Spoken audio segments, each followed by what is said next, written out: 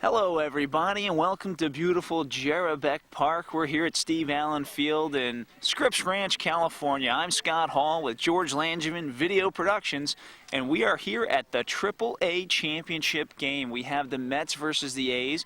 The Mets the home team today, and the A's up at bat. We've got our leadoff hitter, Nick Vildabill. He's leading off today for the A's, followed by Michael Barr. Hitting in the 3-hole is Morgan Rabata. Looks like Vildabill just got a piece of that low outside fastball. So hitting in the cleanup spot today for the A's is John Logue. Nick Lenhoff following John. Griffin King hitting in the 6-hole. Eli Berlin hitting 7. Alec Garzarian hitting 8. And there's a line shot right back to the pitcher. And that's an easy 1-3 out for the first out of the day for the Mets. Following Alec Garzarian, David Flicker, Justin Neff, and Luca Riggio. So now hitting for the A's, Michael Barr. Barr, a tall, lanky right-hander, takes a big swing through that high fastball. Barr with a big, long swing. You can tell that he definitely has some power built up in those arms and legs. Once again, swinging through a strike, makes it 0-2 to Barr.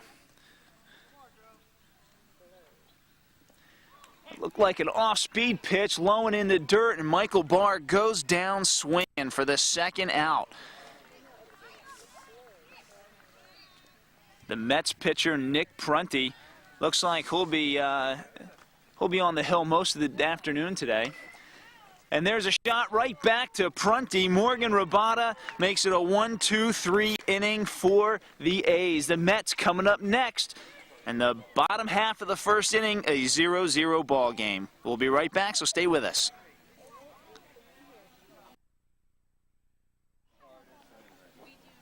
And we're back here in the bottom half of the first inning. The Mets, Nick Prunty, with a quick 1-2-3 inning. We'll now see what we can do on the offensive side of things. So the Mets will lead off here with Chris LePere. Hitting number 2, Kevin Stock. Number 3, the pitcher, Nick Prunty. In the cleanup spot, Ryan Bolello. And the first pitch to Chris LePere gets by the catcher. Now, this will be an interesting situation today to see how the ball stays dry. I know it did rain here last night. And it rained a little bit this morning. You can see on the outfield grass there is some dew on the grass. And as that ball gets wet, as the ball goes into right field for a hit for Chris LePere, gets a single, leads off the day for the Mets with a single. They got a runner on first now with nobody out. Kevin Stock coming to bat.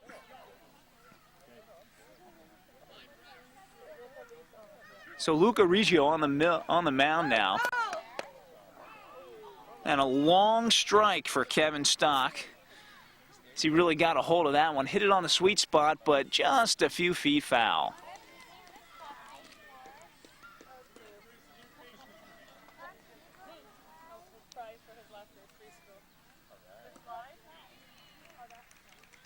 So Kevin Stock now behind 0-2. Stock has a nice style at the plate. You can see how he's crouched down. Has a nice even weight distribution. Gets caught on the inside, jams himself, but gets a piece of it. Stays alive with 2 strikes, and that's what you have to do here. When you're down 0-2, 1-2, 2-2, just have to stay alive, protect the plate. You got to swing at anything close. Luca Riggio sets. There's the pitch.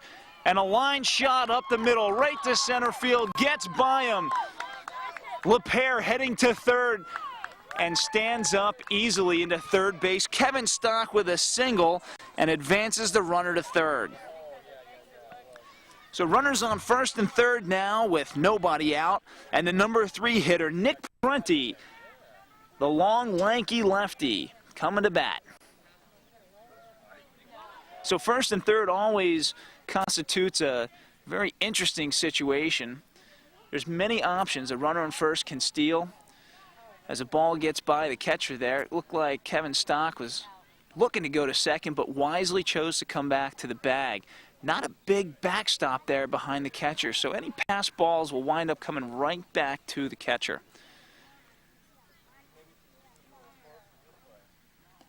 Riggio tried an off-speed pitch, looked like a breaking ball, and missed on the outside corner.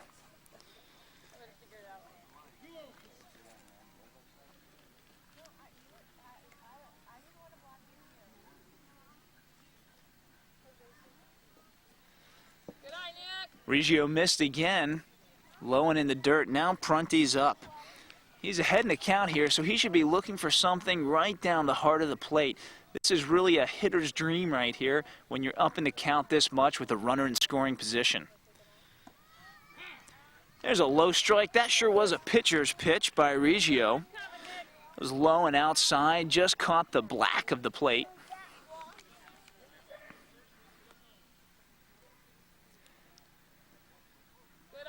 Riggio tried once again with the breaking ball and walked him. So now the bases are juiced for Ryan Bolello.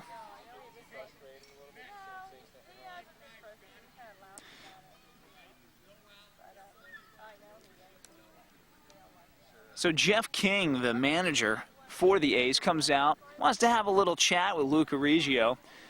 I think he wanted to discuss with him that the last couple of pitches that he threw to Prunty. I think he threw a couple of off-speed curveballs when he was behind in the count. I think he was just looking for something to get over the plate. So, little words of wisdom out there to Luca Riggio. Meanwhile, the hitter is the cleanup hitter for the Mets, Ryan Bolello. They don't call it a cleanup hitter for nothing, folks. You got the bases juiced here. You got 3 ducks on the pond. Looking for Bolello to come up here big with a shot to the outfield. There's a couple different options here. If he hits the ball high to the outfield, he can get a tag, sacrifice fly. But it's a ground ball right back to the pitcher. He's got a couple choices. He chooses to go to first base. The run will score, and that's an RBI for Ryan Bolello. So the Mets lead 1-0 right now with 1 out here in the first inning.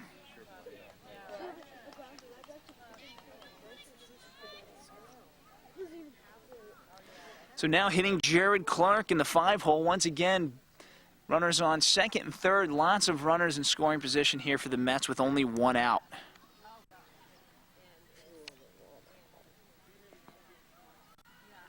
See Jared Clark cocked back on the back foot. Really good weight distribution there. Chops the ball to the shortstop. It gets through. Runner on third scores. Now the runner on second just decides to hang out on third base. Doesn't want to test the arm just yet of the outfielder. So Jared Clark sitting on first base after a hot shot up the middle.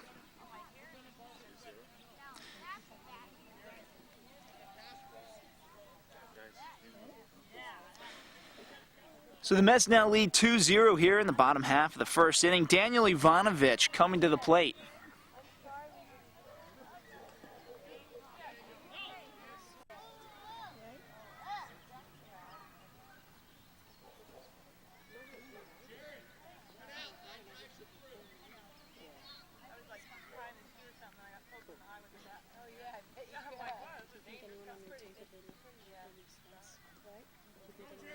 Jared Clark sees the ball hit the dirt, and he's off to second. So Jared Clark with a pass ball, and he's over on second base. Again, 2 runners in scoring position now. Looks like we have Bolello over, or Nick Prunty rather, over on third base. Jared Clark on second. Daniel Ivanovich at the plate looking for a pitch to hit. With only 1 out now, he can either hit the ball in the air to the outfield or hit the ball to the right side. Either way, it'll score a run.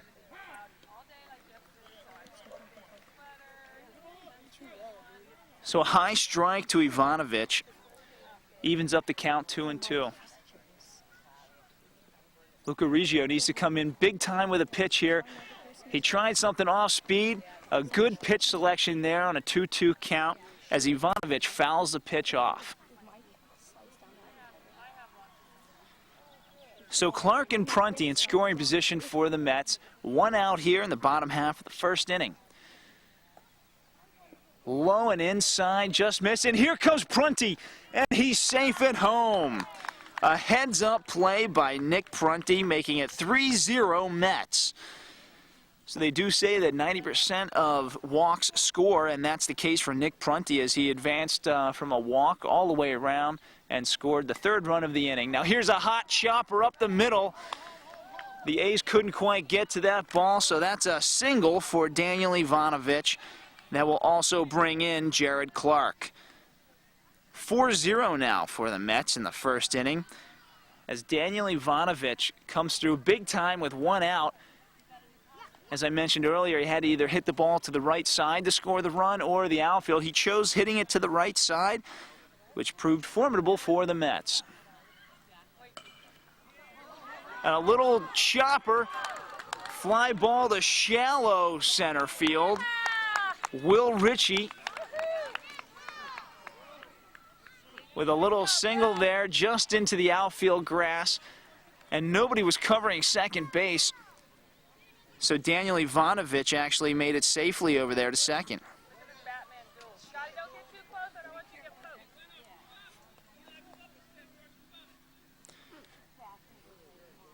Josh Marsaglia now at bat for the Mets.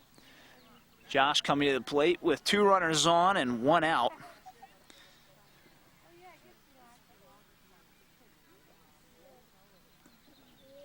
And a low strike by Reggio. A great pitch there, low and at the knees.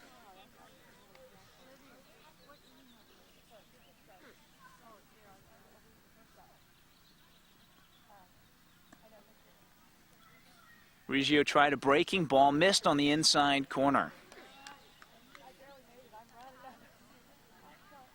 We have Will Ritchie on first base, Daniel Ivanovic on second, and a big swing by Josh Marsaglia.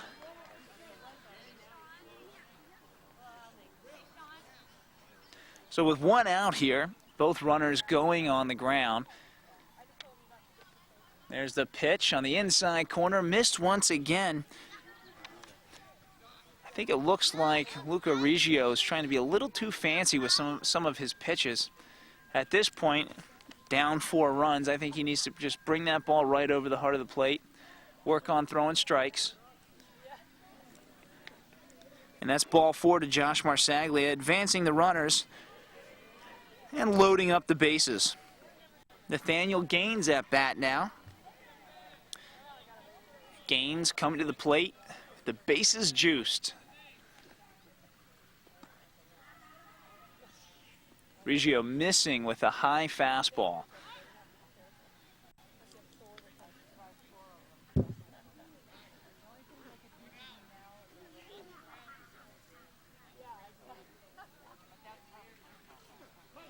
At this point, the ball has actually gone into the outfield quite a few times. I'm wondering how slippery that baseball is at this point.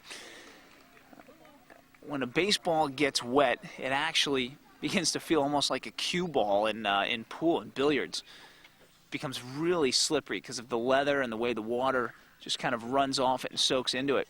The ball also gets really heavy. Makes it much more difficult to throw a breaking ball or an off-speed pitch. Looks like Luca Reggio is actually a finesse pitcher. He's got a couple of pitches in his repertoire, so a heavier, wet ball might actually be a real burden to him as this game progresses.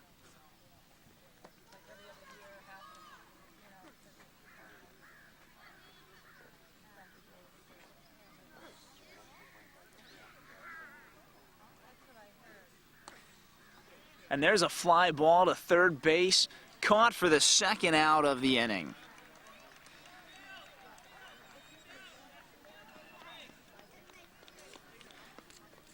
So after Gaines flies out to the third baseman, this brings up Drew Vecchio.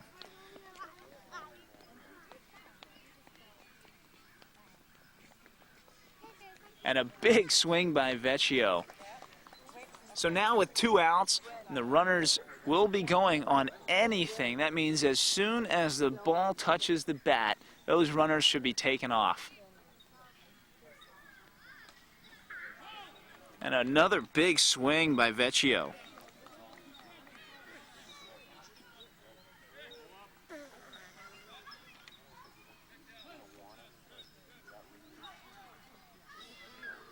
Reggio ahead now with 2 strikes in the count. There's the pitch, and it's a fly ball to shallow center field. And he's there to make the catch, so Drew Vecchio ends the inning with a high fly ball to center field. But not before the Mets score 4 in the bottom half of the first. We'll be right back with the second inning here at Steve Allen Field.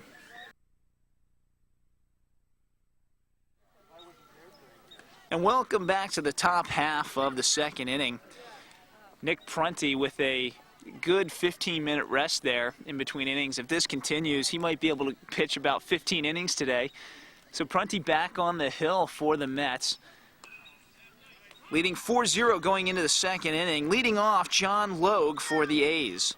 John Logue, the cleanup hitter, unfortunately coming to bat now with nobody on and nobody out. And a slow breaking ball to Logue. Logue lays off that pitch wisely.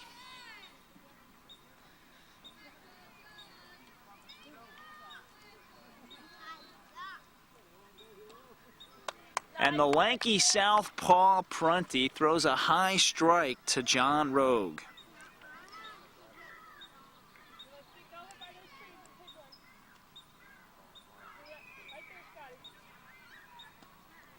There's an off-speed pitch. He just missed high.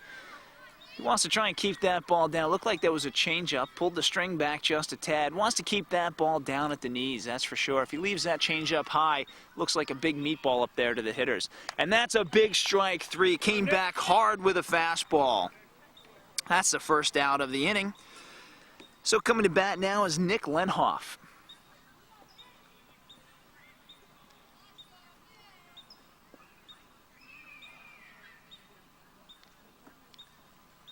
Lenhoff looked like he was fooled a little bit on that pitch. Could also be because these Mets, or these A's rather, are having a tough time with the lefty on the hill, Nick Prunty. And there's a line shot into left field.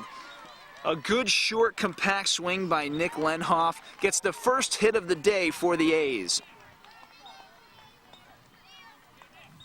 So Lenhoff on first with 1 out, brings up Griffin King.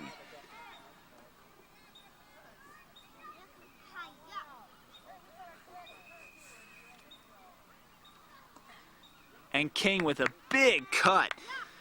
He was looking like he was trying to hit that ball over the next Parks fence.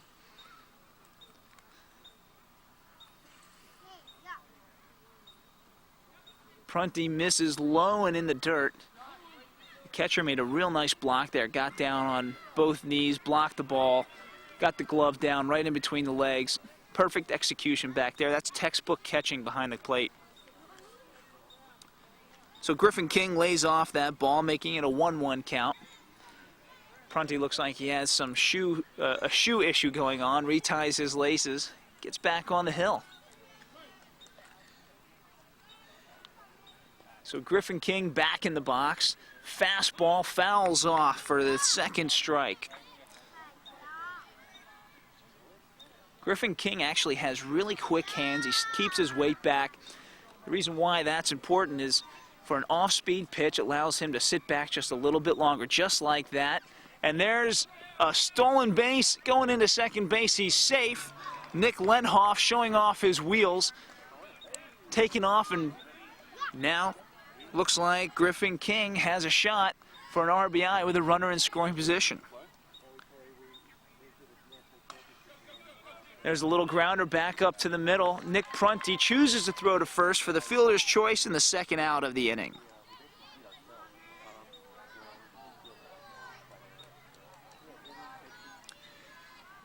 Eli Berlin, number 10, coming to bat. The runner on third base and 2 outs. So now he needs a ground ball up the middle or a single or double anywhere in the gaps. And there's a little chopper over second base that lands in shallow center. And hey, that'll score a run. Eli Berlin coming up big. They say the first run's always the toughest. Well, now they got this one out of the way. Hopefully they'll bring a few more runs on the board now. 2 outs here, runner on first base. Eli Berlin coming up big with an RBI. Alec Garzanian now at the plate. Garzani with a big swing. He wanted to He wanted to hit a home run there, it looked like. At 4 runs to 1, he's going to need a couple more runners on base to tie this game up with one swing. So it looks like Nick Prunty, again, having some kind of shoe issue. I'm not sure if this is a delay tactic, some way to stall after giving up a hit or two. Sometimes pitchers do that. They'll tie their shoe, they'll untie it and retie it, just to give themselves a little bit of a breather. Floats in a real slow changeup, and Garzanian was way out in front.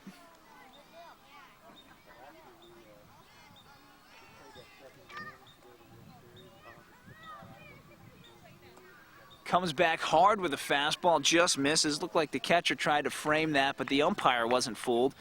Called it a ball, and it was outside. That's right, yeah. And a big swing, strike 3, finishes the inning for Prunty, but not before giving up a run. The Mets still lead 4-1.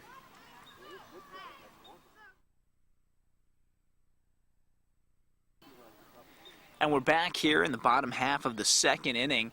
The A's came through big time with the run last inning. The score's 4-1, Mets still leading. And the Mets, Nick Mazzuto at bat. Looks like the A's made a pitching change as well. Griffin King now on the hill, taking over for Luca Riggio. And Griffin King starts out with a strike to Mazzuto.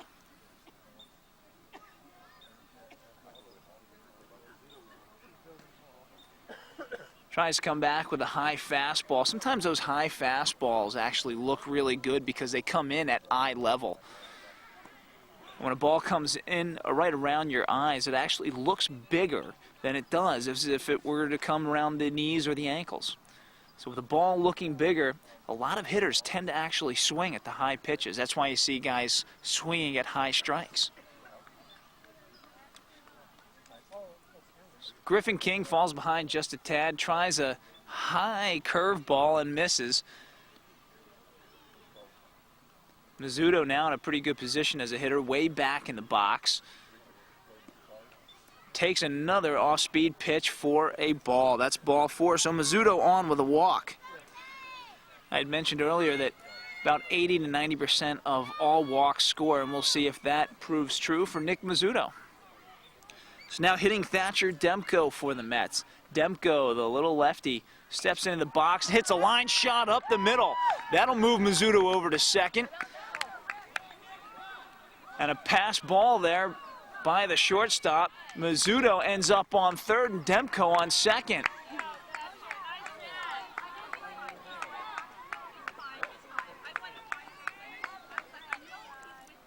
So a routine play that went haywire. A ball that should have easily been caught by either the second baseman or the shortstop actually went through and ended up in the dugout. And because it went in the dugout, it's considered out of play. So that the runners actually will advance one extra base, which means Nick Mazzuto went from first to home on a pass ball, scoring a run for the Mets, making it 5-1. And Thatcher Demko moving all the way over to third base. So an unfortunate series of events for Griffin King and the A's.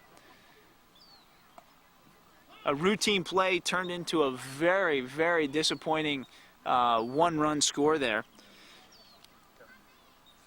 And now the leadoff hitter, Chris LePere, enters the game here and fouls a pitch off. Griffin King here with another pitch, another foul ball by LePere.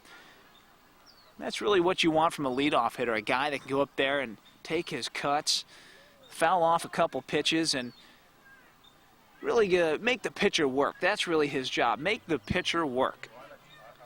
And if he can get a single or double out of it too, that's just a bonus. So with a runner on third base here, pass ball from the pitcher couldn't hold on to it, and it looks like Thatcher Demko is going to score. That's a real heads-up play by Demko. He saw the pitcher the ball went right through the pitcher's legs, and sure enough, it's a 6-1 ball game, just like that.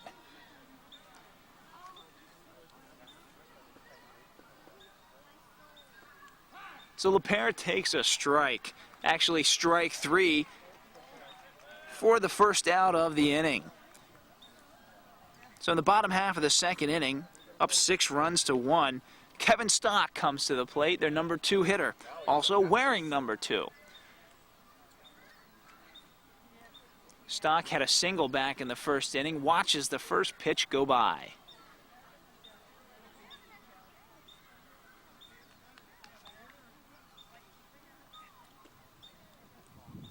Griffin King just missing high.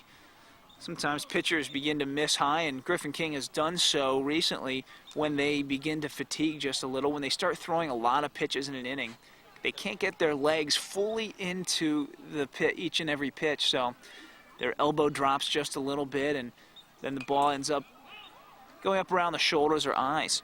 That could be the case here for Griffin King. He comes back strong with a low outside strike. That Kevin Stock fouled off for his first strike of the at-bat. Looks like he pulled the string back on that, and Kevin Stock was way out front, lucky to get a piece. 2 strikes now on Kevin Stock. Griffin King on the hill for the A's. Stock is staying alive, fouling these pitches off. No runners on and 1 out here in the bottom half of the second inning.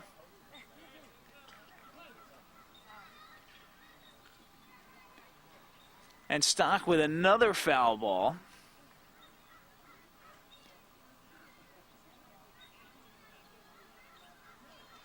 Looks like there's some confusion there. It sounded like a foul ball, and it sounded like the catcher actually tipped the ball. They had a little discussion with the umpire. Now the umpire is going to discuss it. It sounded like from here that I actually heard 2 hits. I heard the ball hitting the bat and then the ball hitting the catcher's mitt. We'll see if that's the case and see if they'll bring back Kevin Stock, and they don't. They say it is strike 3. So they said it's strike 3, and that's the second out of the inning. So Nick Prunty comes to bat. Prunty, the big pitcher for the Mets, who walked his first at-bat in the first inning.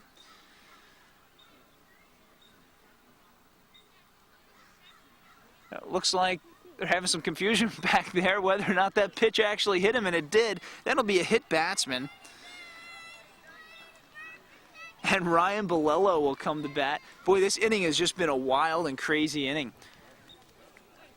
Nick Prunty now on first base with 2 outs. Ryan Bolello at bat, fouls off a big low and outside strike.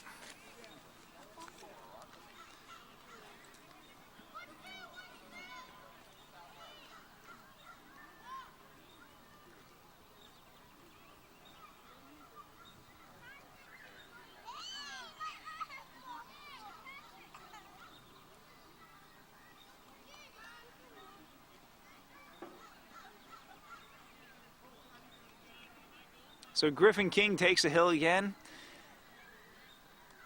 Looks like he tried to change up there, tried to float it in. And Ryan Bolello was not fooled one bit. Bolello just sitting back on his back foot, really a good stance. And there goes Prunty. He takes off to second and stands up easily on second base. Not even an attempted throw by the catcher. Prunty obviously has some wheels. And a big swing by Ryan Bolello. 2-2 count to Bolello.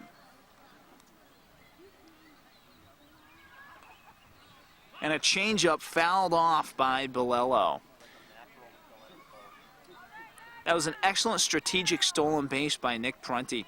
Puts a runner in scoring position. Now any single to the outfield will probably score Prunty. Prunty now taking advantage of another drop ball, slides into third base, and he's safe at third.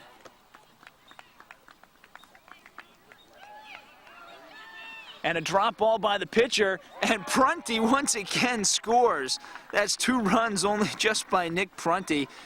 Boy, the A's are really having a tough time this inning. Believe it or not, the Mets have scored 3 runs on only 1 hit.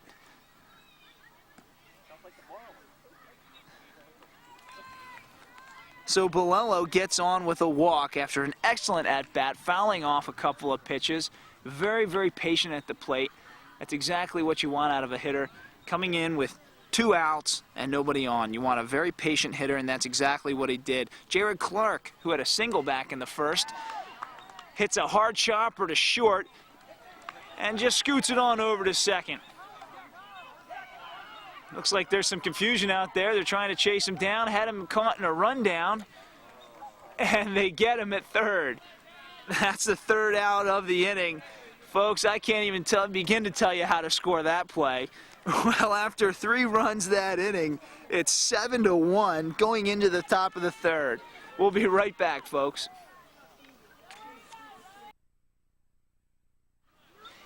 So we're back here in the top half of the 3rd inning. The A's' David Flicker at bat. Nick Prunty, the formidable lefty, the southpaw, still on the mound for the Mets. So Flicker takes the first pitch. And Prunty, with a good 1-2-3 inning the first inning, comes back the second inning, gives up a run, but actually pitches very, very well. Looks like the A's are having a difficult time with the lefty's fastball and his curveball. Looks like Prunty actually throws 3 pitches out there, fastball, curveball, and changeup. And he's had a difficult time getting his curveball over, but he's close enough that it's throwing the A's hitters off just a tad. There's a diving catch by Gaines, the first baseman from the Mets, as he gets congratulated by his teammates. Everybody comes over, gives him a high five. That could have been trouble as that ball was going down the line. Gaines making a diving catch for the first out of the inning.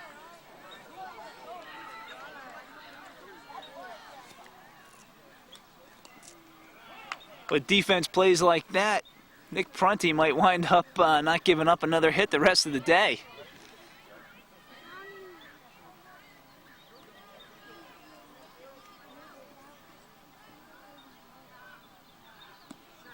And there's that curveball I was talking about earlier.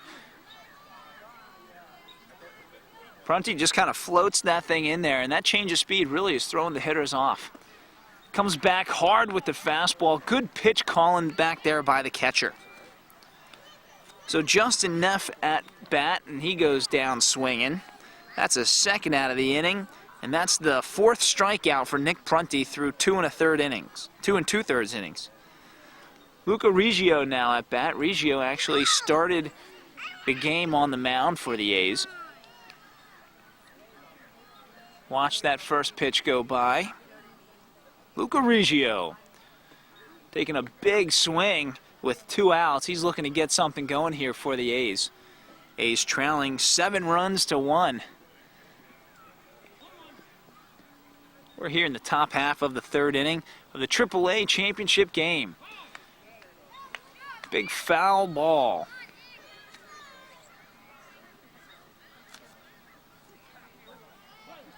So Prunty ahead in the count once again. He's been ahead in the count most of the day today.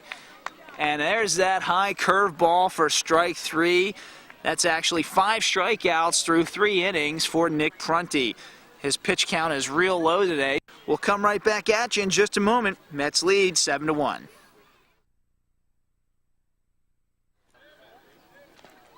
Hello everybody, and welcome back to the bottom half of the 3rd inning, where the Mets are leading 7-1. Leading off this inning for the Mets is Daniel Ivanovich. Looks like Griffin King back on the hill this inning for the A's.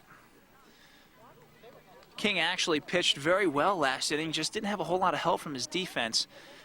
A couple of overthrows, and there's a line shot to center field. It goes over the center fielder's head. Ivanovich heading for second. As the ball went through the outfield fence, that will be ruled a ground rule double. And actually, the A's are a little bit lucky that the ball went through the fence there, as it looked like Ivanovich was going to head to third, maybe even try and go home on that. But Ivanovich ends up on second base with a double. This brings up Will Ritchie. Ritchie had a single back in the first inning. This is his 2nd at-bat of the day. Griffin King misses with a high fastball.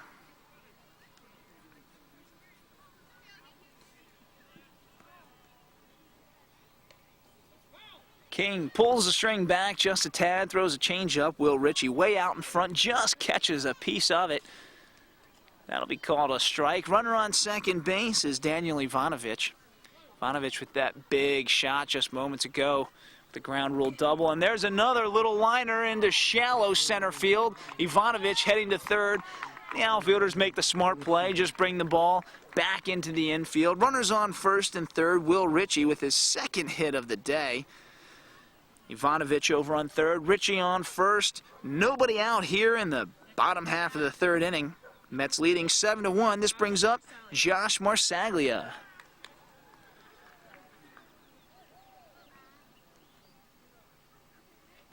Griffin King in a bit of trouble. Ritchie on first. He could go here. Runners on first and third, and he does. Ritchie's taken off, heading to second base. He gets in safely. Not even an attempt to throw him out. That'll be a stolen base for Will Ritchie. 2 ducks on the pond now for Josh Marsaglia. Runners on second and third, both in scoring position. Looks like the catcher's having just a tad trouble hanging on to Griffin King's fastball.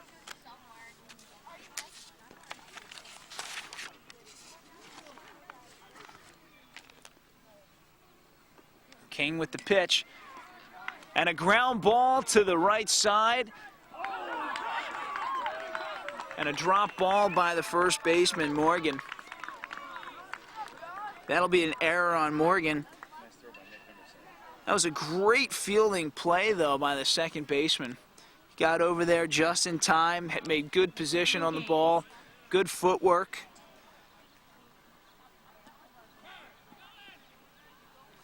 Unfortunately, they couldn't close the deal, so now runners on second and third as Nathaniel Gaines comes to bat. Gaines chopping the ball right past the first baseman and past the second baseman into the outfield.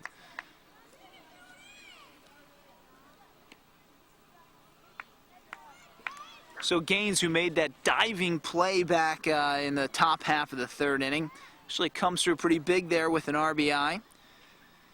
So Marsaglia ends up on third base. They score another run. Number 7, Drew Vecchio.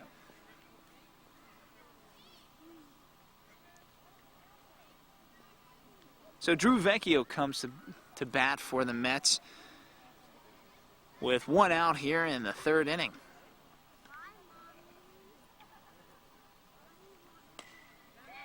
And it's a high fly ball to right field.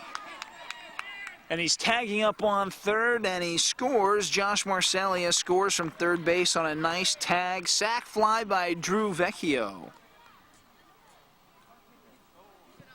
Next up to bat, number 4, Nick Masuda. So Nick Masuda at bat. Hit batsman once again from Griffin King. That moves Gaines over to second. And Nick Masuda will take first base. This brings on Thatcher Demko.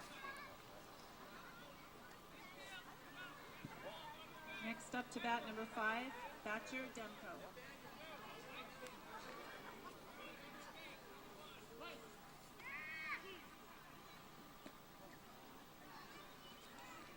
So the Mets leading 10-1 here in the bottom half of the third inning. This is the Triple-A championship game. Right now, the Mets in some serious control. Griffin King on the mound, actually throwing some pretty good strikes this inning, but the Mets are just making contact. And really, that's what you have to do in baseball. The only way you're going to score runs is if you make contact with that baseball.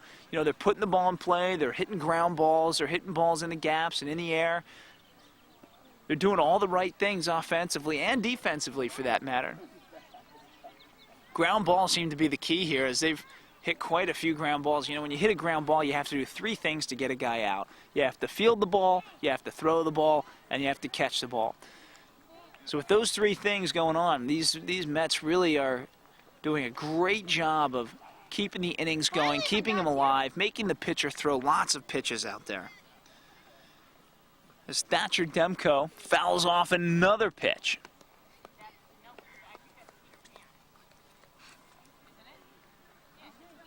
Masuda on first and Gaines on second. Got 1 out here, Thatcher Demko at the plate. And a big swinging strike. That's strike 3, so Griffin King records his first strikeout of the day. Chris LePere.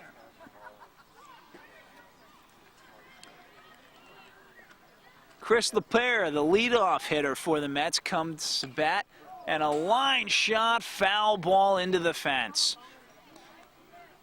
LePere with great hands there. That was a low outside fastball. He just went with the pitch, stayed back on it, allowed his hands to do the work, and just fouled that pitch off. That's really a good swing and a great at-bat by Chris LePere.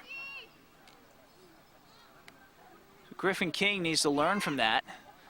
Maybe throw him something off speed outside. He tried something off speed, just left it up high for 1 ball and 1 strike to LePere.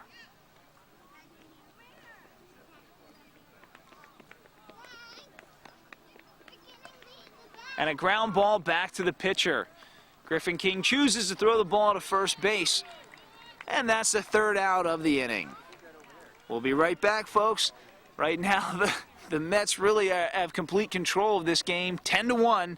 We'll be back in a moment. Stay with us. And we're back here in the top half of the 4th inning. The A's at bat, trailing 10-1 here. There's a pitching change for the Mets. The southpaw Nick Prunty heading over to third base, and there's a line shot right up the middle. That was Nick Vildabil, their leadoff hitter. That was a huge play by the shortstop of the Mets. Looks like that was Chris LePere over there for the Mets making a diving play. And Nick Vildabil, the first out of the inning for the Mets, or for the A's rather. Michael Barr now at bat for the A's.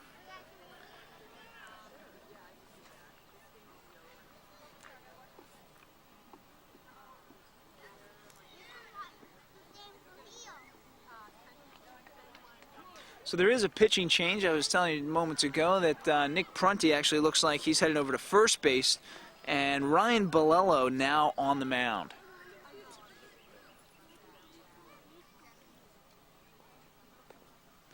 Looks like there's a little bit of confusion there between the two umpires.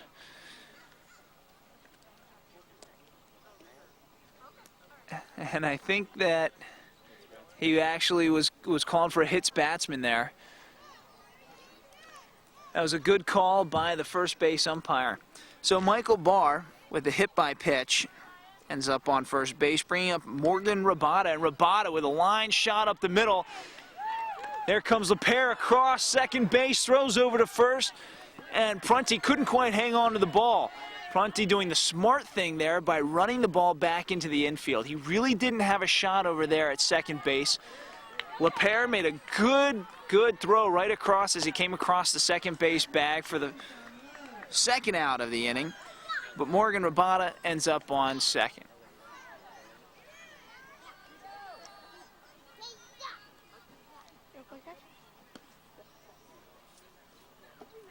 You ready now? So John Logue, the cleanup hitter for the A's, comes to bat with a runner in scoring position. They could really use a run right here. It needs to come through big time. Bolello catches the corner, low and at the knees. That's a strike. Okay, ready? And a high fly ball to shallow left field. That's the 3rd out of the inning. John Logue ends the inning, and Bolello very successful on the mound. Once again, the Mets are just taking charge of this game, 10-1. We'll be right back at the bottom half of the 4th inning next.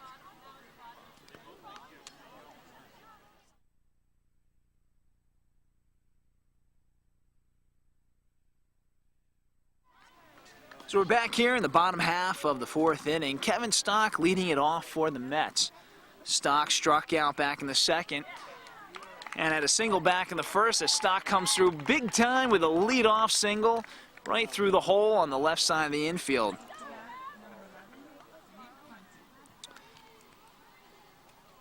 Nick Prunty now follows Kevin Stock. Stock on first base. Looks like he's got some wheels down there, so be looking for Stock to move on a pass ball. Although up 9 runs here in the 4th inning. Not sure how aggressive they really want to get at this point. And there's a line shot right through the legs of the first baseman of the A's.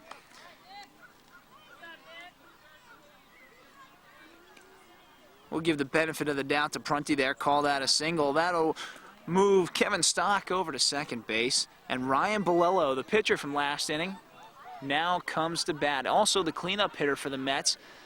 He has a chance to really break this game wide open here. And there's a line shot right up the middle through the shortstop's legs. Looks like the third base coach was holding the runner at third. Kevin Stock, even though he has wheels, I think they wanted to play it safe there, create a bases loaded situation for Jared Clark.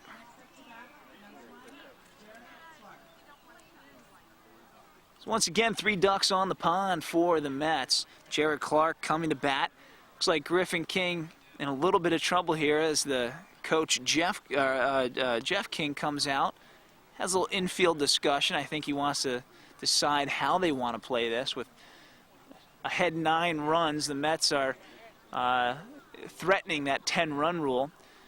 So I think, I would imagine that Jeff King, the manager of the A's, is going to bring the infield in, try and get that runner at home plate, and not let the Mets score a single run here. See if they can do that with the bases juiced and nobody out. Runners on first, second, and third. We got Bolello on first, Prunty on second, Stock on third, nobody out. Jared Clark at bat here in the bottom half of the 4th inning. There's a pitch, and it's a chopper right back to the third baseman looking to go home with it.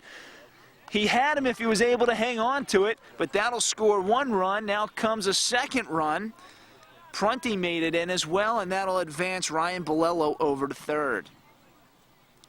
So Jared Clark ends up on second after a little infield chopper.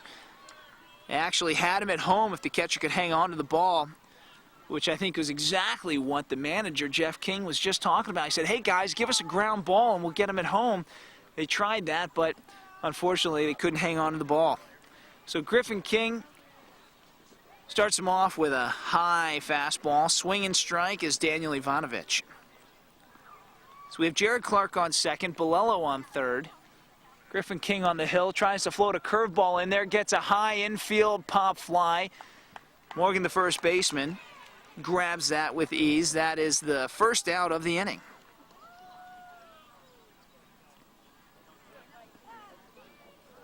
So Will Ritchie now at bat for the Mets.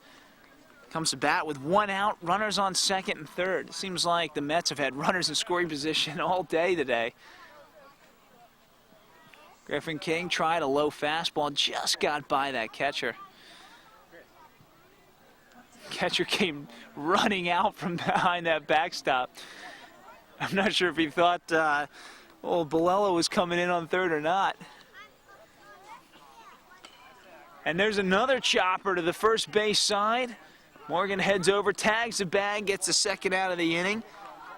But Will Ritchie advances the runner over to third base as well and actually scores Bolello, who is sitting on third.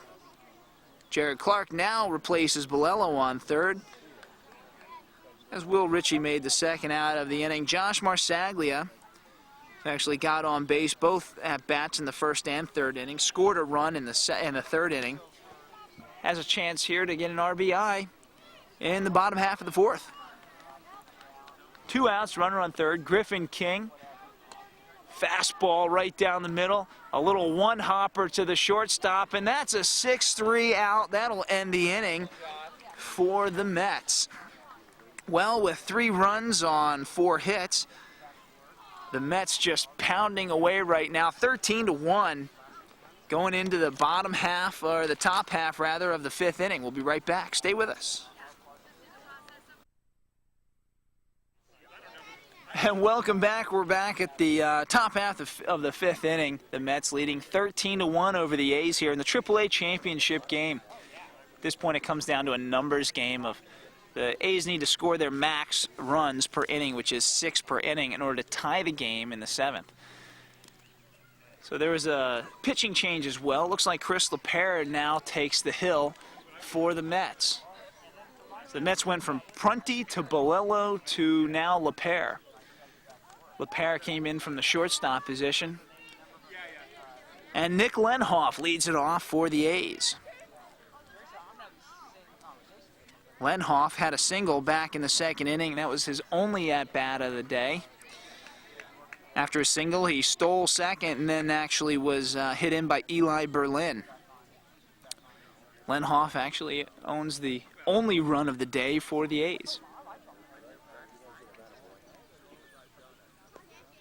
LePere comes back with a hard fastball, misses, ball 4, so Nick Lenhoff leads the 5th inning off with a walk.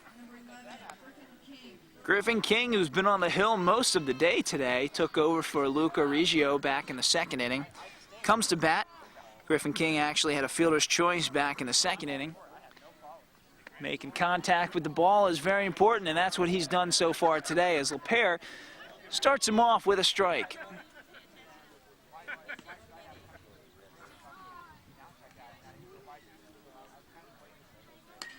And there's a line shot in the gap between right and center.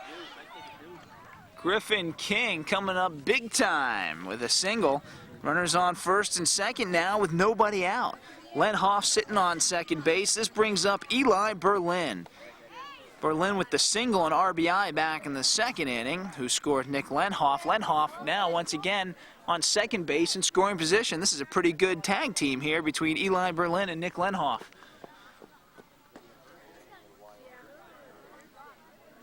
Ball 1 to Berlin. And there he goes. He's off to third base. Lenhoff with a stolen base. Great timing there.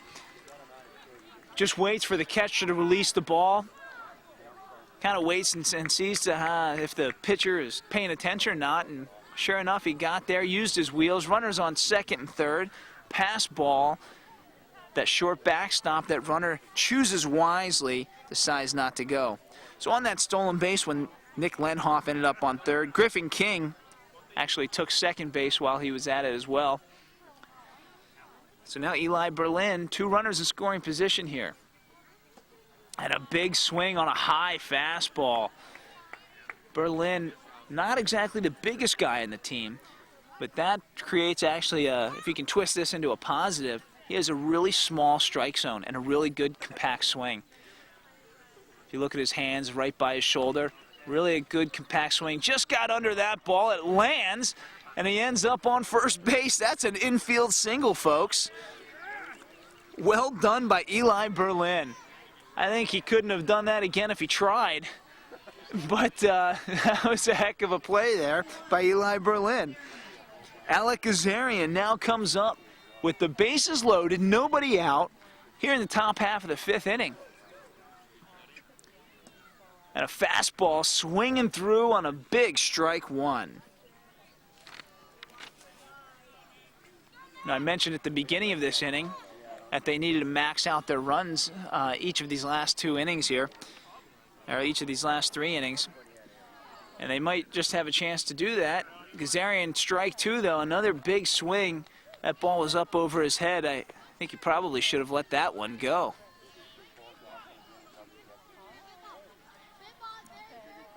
Nobody out, bases loaded. LePere, the new pitcher for the Mets, on the mound. There's a big strike 3. That's the first out of the inning. LePere wipes his brow and says, whew, wow, finally, there's the first one. So David Flicker now steps into the box. Weight back, nice loose bat. Looks like he's a hitter. Ball gets trapped in the dirt. David Flicker actually flew out to the first baseman. It was like a line drive to the first baseman back in the 3rd inning. There's the pitch. He chops down at that high pitch. The ball actually touches his helmet in play, so he's actually out. The ruling on that is the runner cannot touch the ball once the ball is live and in play. So the runner is out, and all the runners move back to their original base.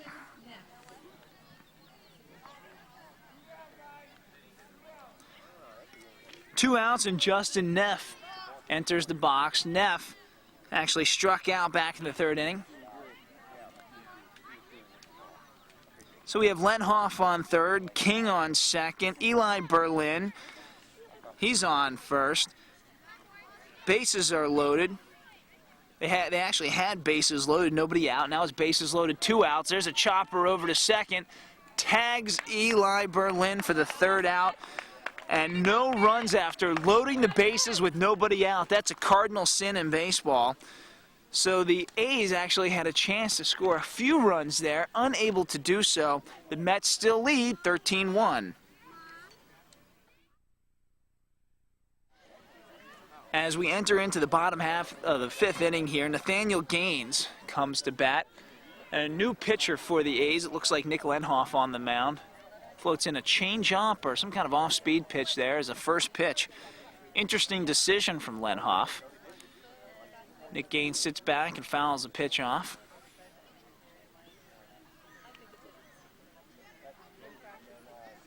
Gaines has made contact twice, been on base once. Has a nice relaxed stance in the back of the box. Swings on a high changeup there. Big pop fly to the third baseman. That's the first out of the inning.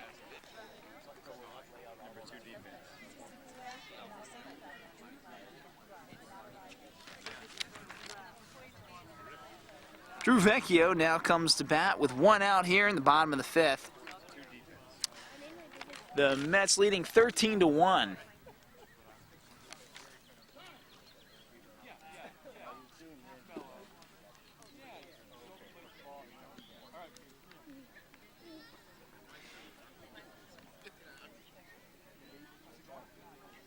So the umpire's heading out to the mound actually just explained to Nick Lenhoff a little about what you can and cannot do on the mound. What he's saying is that you cannot bring the ball into the mitt, take it out of the mitt, put it back in, and then begin your pitch.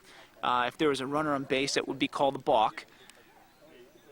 So because there are no runners on base, there is no foul, no penalty there. The umpire is just letting him know what he can and cannot do while he's on the mound.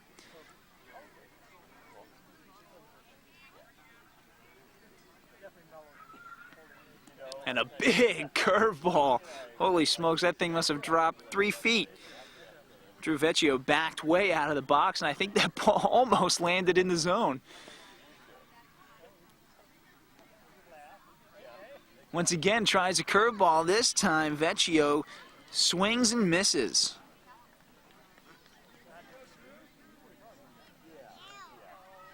Lenhoff, definitely a finesse pitcher, trying to hit corners, paint in the black, not throwing too many fastballs. But this time, Vecchio connects. That ball goes through the outfield fence, and Vecchio ends up on second with a ground rule double. Vecchio took one for the team back in the third and had a sac fly RBI, and then flew out to the right fielder way back in the first inning. Comes up big time here with a ground rule double. Nick Mazzuto now at bat for the Mets. Mazzuto with a walk and a hit back in the second and third innings.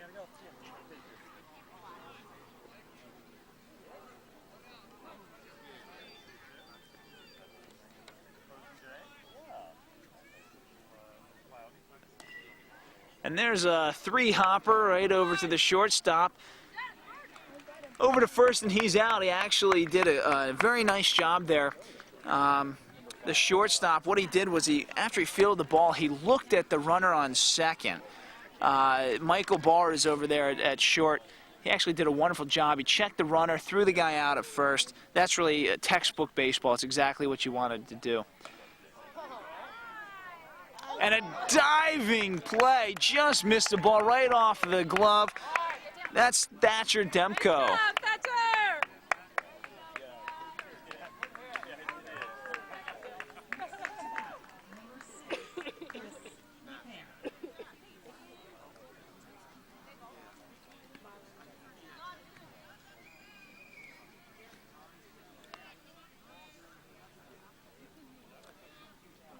So with 1 out, Chris LePere, the leadoff hitter and the new pitcher for the Mets, comes to bat.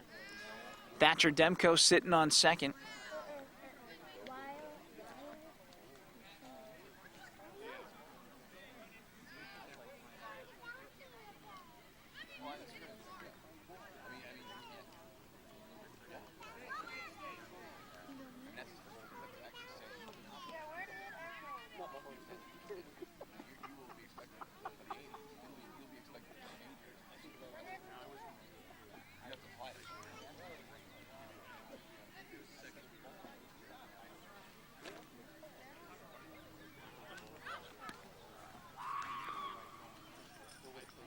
So Nick Ledhoff on the mound, really the finesse pitcher for the A's, trying to hit corners and actually doing a pretty decent job of it. The Mets just seem to be connecting here. There's a ball through the hole over there, and the left fielder tries to get him at third. The umpire's call is he's out of there. He just asked him to show him the ball, and he did. And that's the third out of the inning. Chris LePere actually with a nice single. But old Thatcher Demko couldn't quite get over to third base, and that's the third out of the inning. The Mets still lead 13-1 as we head into the top half of the sixth inning.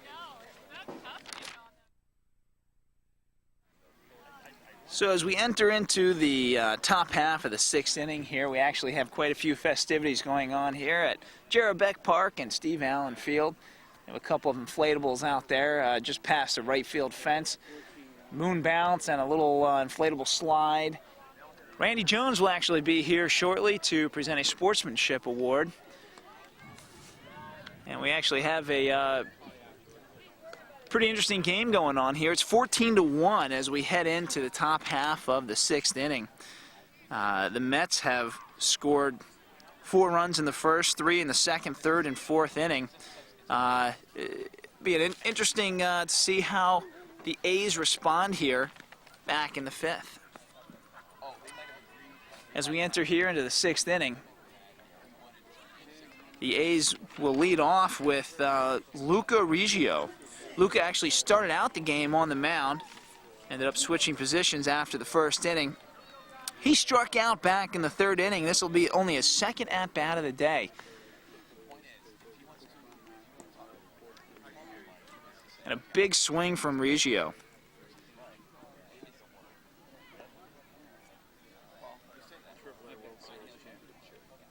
With Luca Riggio only having 2 at-bats today, you can actually tell that the Mets pitching has just been right on top of the game. They actually have a new pitcher in there this inning. It's Will Ritchie, number 9.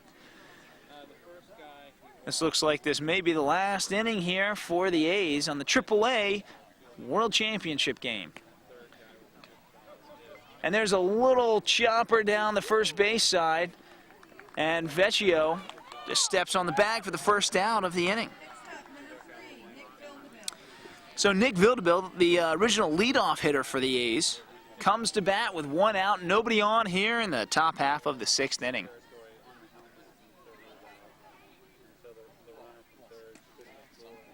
As Ritchie bounces a ball in there, when it actually went right off the catcher's mask.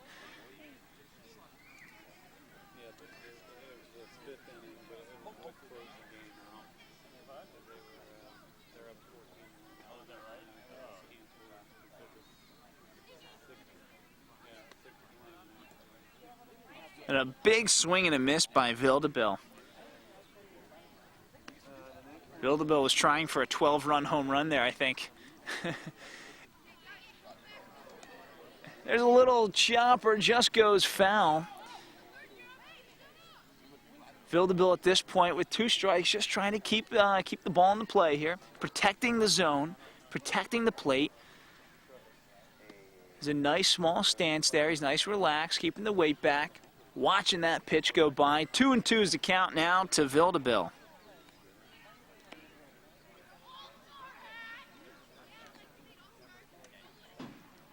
Ritchie with a fastball high.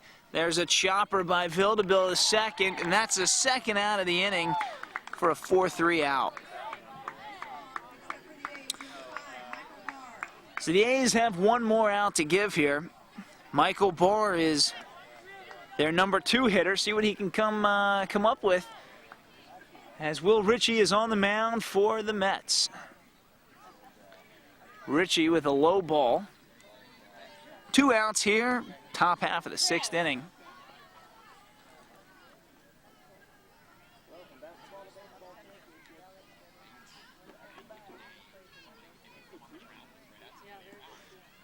Will Ritchie just missing with that high fastball, trying to get Michael Barr to bite on some of those high pitches.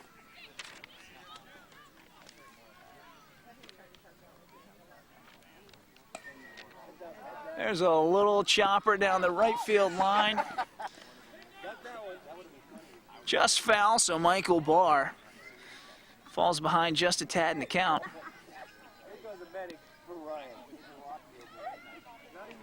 We're not even playing.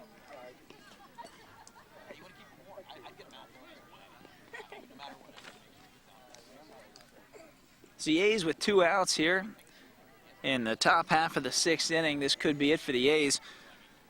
Michael Barr at bat with nobody on, 2 outs.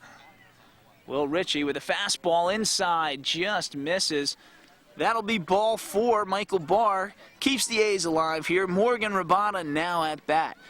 Rabada actually had a fielder's choice back in the 4th inning and hit a ground ball right back to the pitcher in the 1st. Will Ritchie on the mound.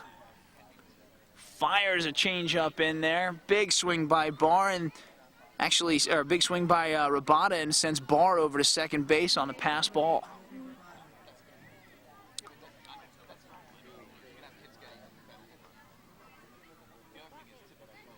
And a big looping ball. I think he actually tried for a changeup there, and that'll send Barr all the way over to third base now. I'm not sure what pitch he was trying to throw there, but it ended up about 3 feet over the catcher's head. Comes back with a hard fastball on the outside corner. Barr wisely stays at third base. At this point, his run really doesn't mean a whole lot, so no point in trying something foolish like stealing home. So Morgan Rabada still at the plate, way ahead in the count now. Ritchie comes back with a high fastball, just misses. And Rabada way ahead now. He's looking for a pitcher's pitch.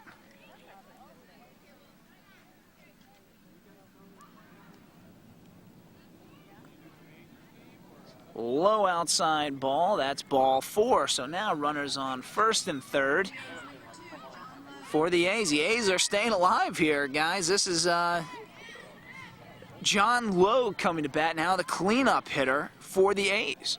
Actually has a chance to put a few more runs on the board. Yeah, Morgan Rabada on first, Michael Barr on third, and the cleanup hitter, Logue, at bat. Logue struck out back in the 2nd and flew out to left field back in the 4th as a pass ball goes by and Rabada ends up on second base.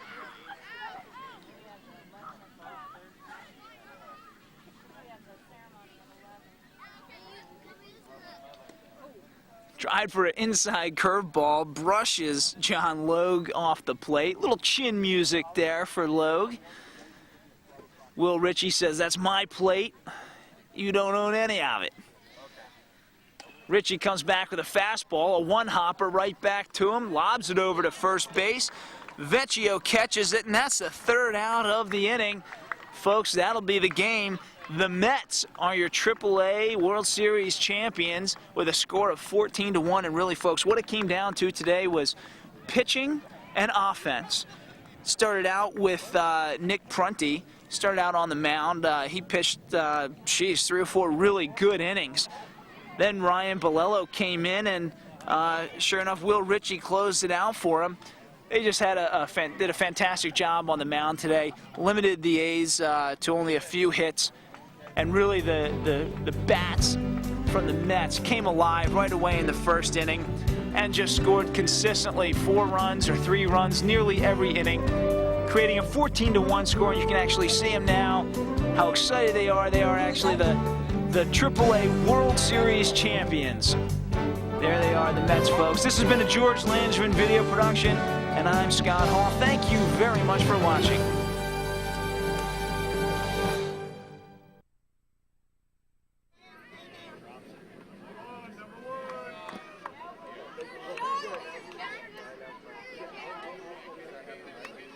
Yeah, I'd like to introduce myself first. I'm Brad Poirier. I'm the Vice President of Scripps Little League.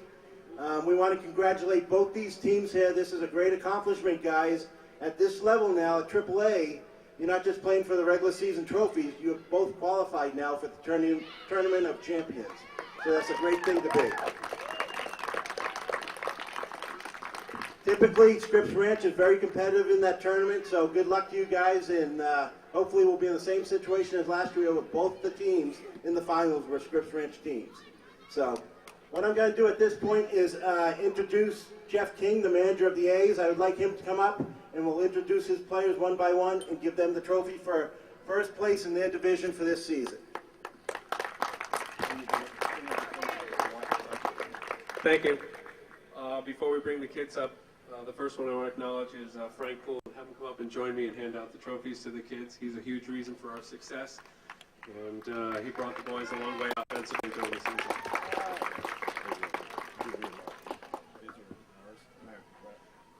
First player to be introduced, leadoff batter, second baseman extraordinary. He's the most athletic player on our team, huge base running threat, Nick Bildeville.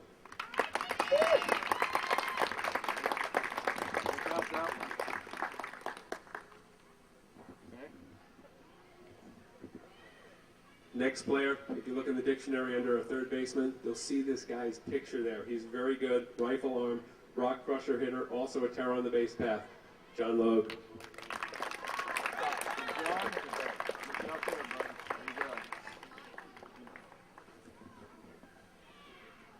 Our next player, second baseman, center fielder, even pitched a little, smoothest player on the team in the outfield, complete player, arm, glove, and bat, Eli Berlin.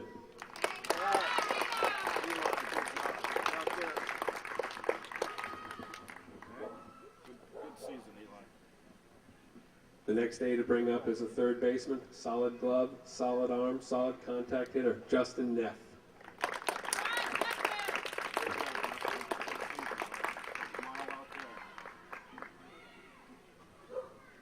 Our next player is a second baseman. He's got an excellent glove, and Nathaniel cost him a double today, David Flicker.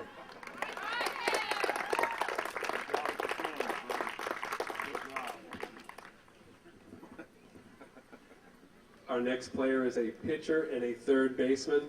He's known for his rifle arm, Luca Reggio.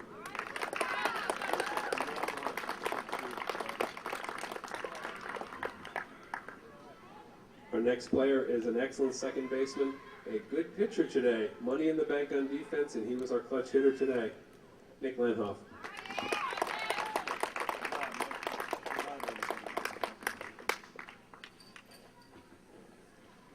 Our next player is a catcher and a third baseman. He is the most exciting player on our team, both on the bases, at the bat, and in the field, fearless hitter. And he's the A's 2005 Sportsman of the Year, Alec Gazarian.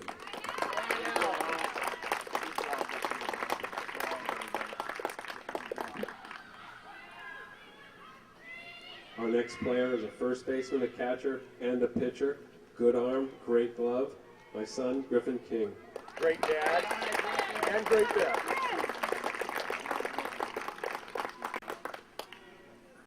Our next player, we missed a lot today. He's a pitcher, a first baseman, but he's also one of the most feared batters in the league, Frank Poole.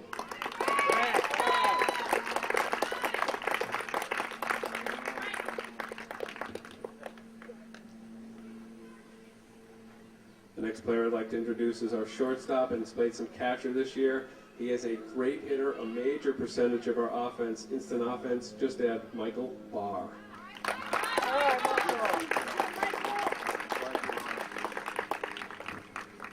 The final player on the A's to be introduced is a pitcher, catcher, and first baseman. He has been huge on the mound for us in postseason. He's known as our nuclear option, Morgan Robata.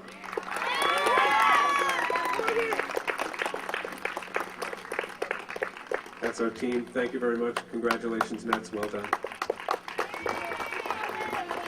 All right, I'd like to bring up the manager for the Mets at this point, John Prunty. He's the division rep also for the AAA, and he's on the board. John? I'd like to bring up Coach Gary Ritchie to hand out the trophies and medals. I don't know if he's a part-time president and full-time coach, or part-time coach and full-time president, which he doubles as the president of the league. The Mets would like to say congratulations to the A's and acknowledge them first as a class act. We knew coming into the day the A's had the best record in AAA over the last 14 games. I might be off a game here, but I think they were 11-3 in their last 14 games. They played the hardest schedule in AAA. They played 22 games. They played 9 of them against the White Sox and the Mets. 9 of 22 games. That would get old. That would get old. And they did a great job. So and coming through the bracket the way they did, 2 of the best youth baseball games I've seen. So, A's, I've enjoyed watching you guys through the playoffs. So great, great job. Did a good job, Joe. I'm going to say a little bit about my kids too, because I always say I'm going to wait till the banquet, and then these kids never listen to me again. The first kid that we have, I think, is one of the best 11-year-olds in. One other thing about the A's that the Mets parents know, and if you don't know this, we think Morgan Rabat is about the best pitcher in AAA, and he wasn't eligible to pitch today. And Frank Poole, who's a classy kid, I've talked to him 3 times since he had his appendix pulled. He's never once complained that he couldn't play. And I'll tell you what, if I was 11 years old and as competitive as Frank Poole is, I don't know, I'd be mature enough to just, take what life gives you, have the appendix pulled, and have to sit out. So we know that they were missing their 2 best pitchers today. So we want to acknowledge that. Let's see, Ryan Bolello is going to be our first kid. When we met, the first parent meeting we ever had, I told my parents that you needed to get there early because this guy would bat early in the order, and watching him hit was going to be worth the price of admission. And I wasn't saying that, Ryan, just because you get into these games for free. But this kid can hit the ball, Ryan Bolello.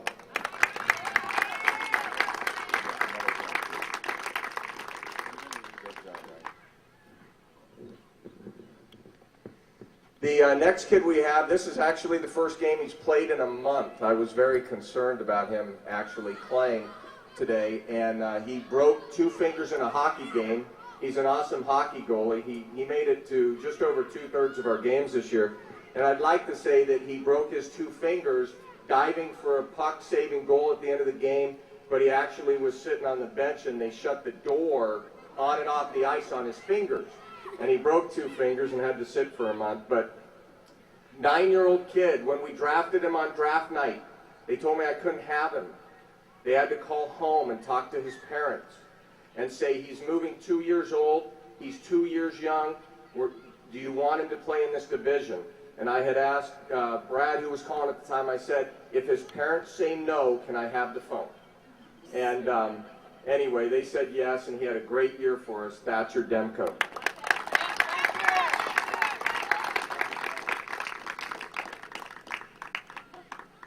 This next guy is a big, strong kid. He's been fun to have on the team. I think he's really enjoyed the season. As Jeff alluded to earlier, that was probably the best play we've made this year, that diving catch at first base. We have a deal at practice when a kid makes a play, we do that da-da-da, da-da-da from ESPN Sports Center. So, Nathaniel, I think the production crew is going to get this on Sports Center. All right? Nathaniel Gaines.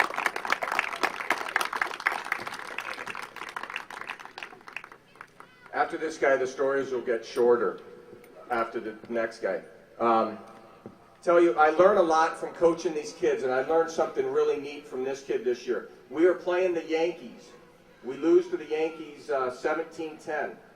We're down 8-1, and I get the bright idea to bring in Jared, who's only pitched maybe never in his life. And so Jared comes in to pitch, and he gives up a couple runs. He's got runners on first and second, no outs. I'm kind of grinding inside on the bench. I say, he gets one more guy on base inside. Tell myself I'm going to pull him and put in another pitcher because I didn't want to get down anymore. I thought we still had a chance to come back. Jared Clark strikes out that batter. And as he turns and walks back to the pitcher's mound, I'm over here in the dugout. And he turns and he looks over at me and he says, Coach, it's my first strikeout of the year. First time he pitched all year. Right then I said, you know what? I am not pulling this guy. He's going to pitch the whole inning. Jared, you gave up 6 runs, but you know what I learned in that inning is, we're out here I just reiterated, I know we're here to have fun. We rotate you guys, and that just reiterated. This guy also accomplished a lot this year. I'm so proud of him. He loves to come to practice. He's what Little League Baseball is all about, and he's our Sportsmanship Award winner as well that they'll announce at 11:30. Jared Clark.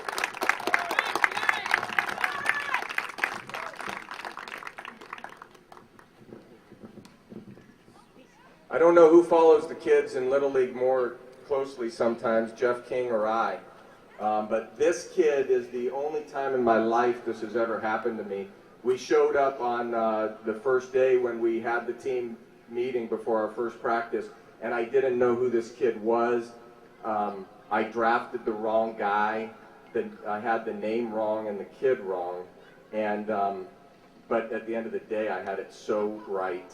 And this kid was a great 10-year-old for us, and great attitude, fun to have on the team, Joshua Marsaglia.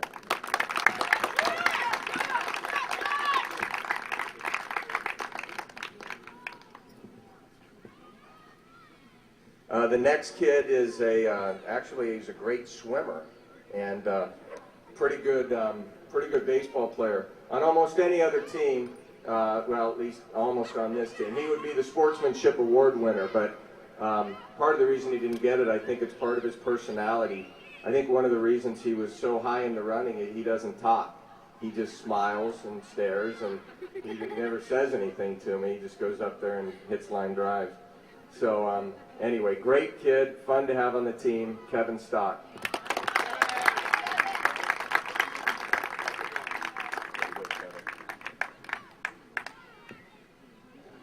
The next kid is our 12-year-old, and he did a great job for us this year.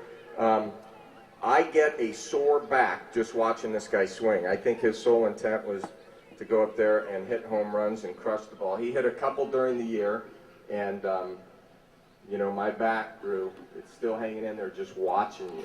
So, Drew Vecchio.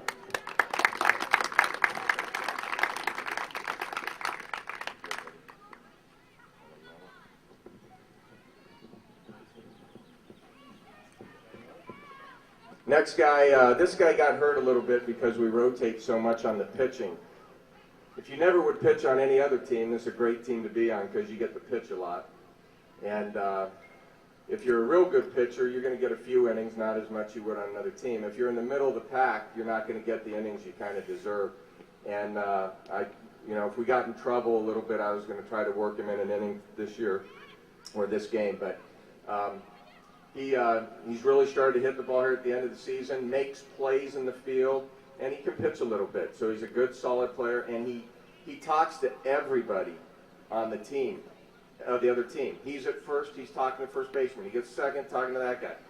He gets third, and I finally asked him, I go, Nick, do you know all these kids? He goes, no, I don't know. So anyway, Nick Masuda.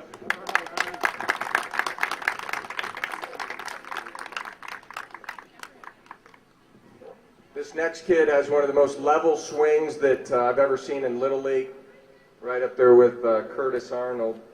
And this guy hits line drives, hits the ball well, and I was really excited to get him into pitch and an inning today. And he can throw the ball really hard. The only question sometimes is which direction. And he had the right direction going today, so Will Ritchie.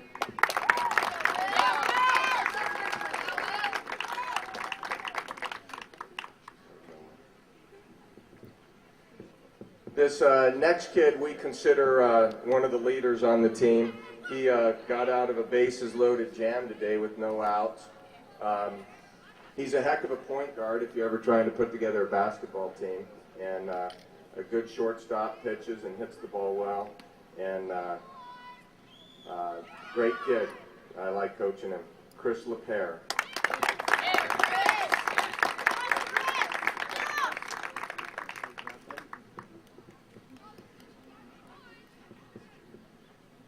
This next kid I got to borrow from Jeff this year.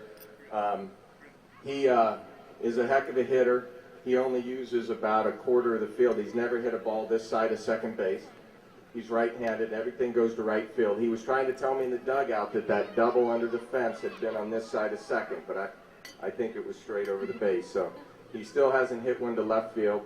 Doesn't hit me very well in practice, but rips it in the game. And our third baseman, Daniel Ivanovic.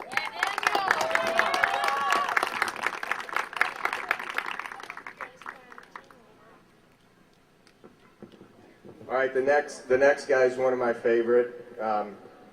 It's a pleasure to come watch this guy play baseball all the time, and He was actually one of my top votes for sportsmanship of the year, but none of my assistant coaches put him up on their list.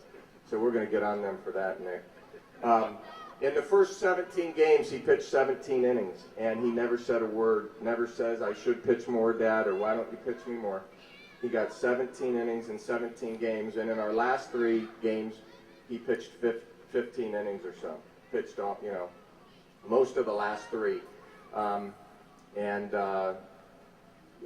Just he doesn't have any clue what his statistics are. We don't ever talk about that, but just to give you an idea, something that still blows my mind is, last game when we were up 4-0 and bases were loaded 2 down.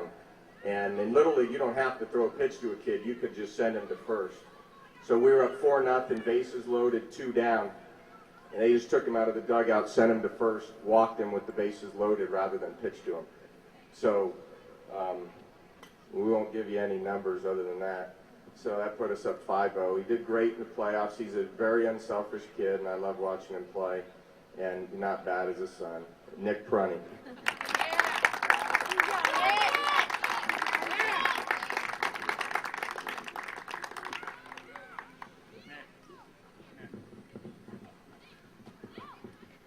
So anyway, just wanted to say again, Brad's team won this thing last year, 4-3.